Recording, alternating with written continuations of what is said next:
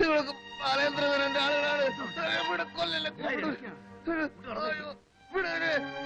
മേനോനെ ഞാൻ കൊല്ലും, വിനോദ് കുമാറിനെ ഞാൻ കൊല്ലും, ആ വഞ്ചകിയെ ഞാൻ കൊല്ലും.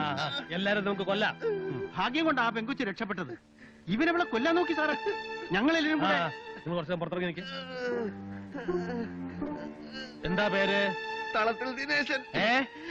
എല്ലാവന്റെയും തോക്ക്, ജീപ്പ്, ക്യാപ്റ്റൻ വെടി. ടേബിളിലേക്ക് എടുത്ത്.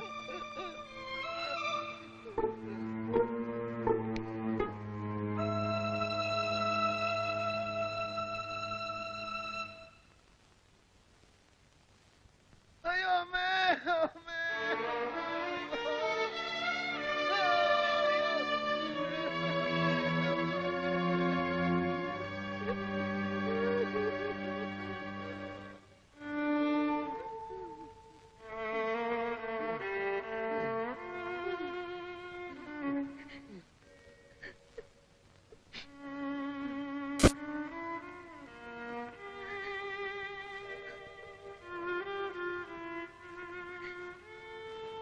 കുഞ്ഞെ, ഇനി അവര് നോക്കിക്കോളും.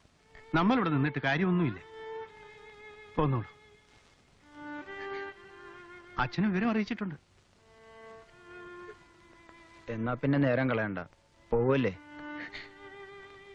ഞാനിവിടുന്ന് എങ്ങോട്ടുമില്ല.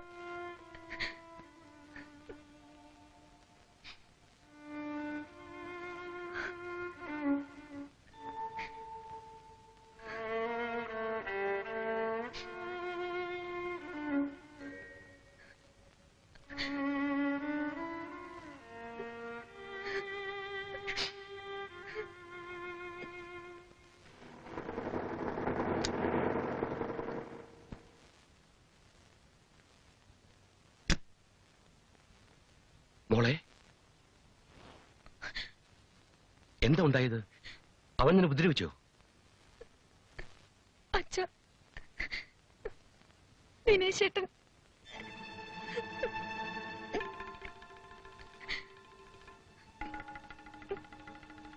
തെറ്റ് മുഴുവൻ എന്റെയാ.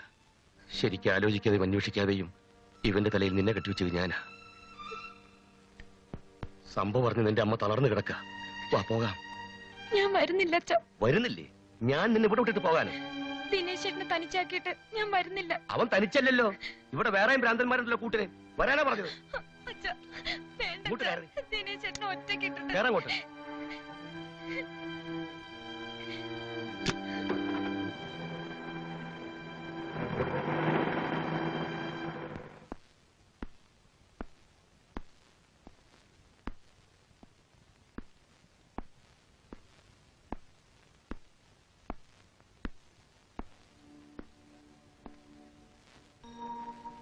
ദിനേശ,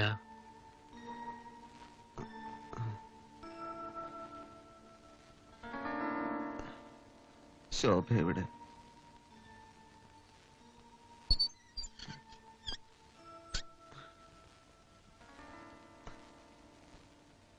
ശോഭ എവിടെ?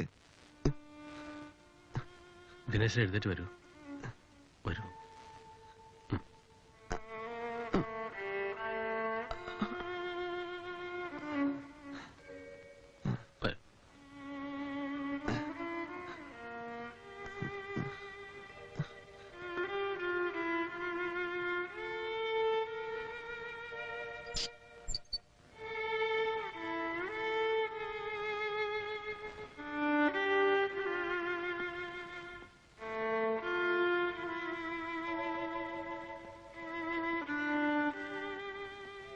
ദിനേശൻ ഭക്ഷണമൊക്കെ ശരിക്കും കഴിക്കണം കേട്ടോ.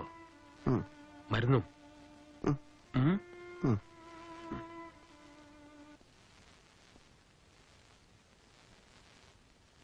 അമ്മയും വീട്ടുകാരൊക്കെ വന്നപ്പോ എന്താ അവരോട് സംസാരിക്കാഞ്ഞേ?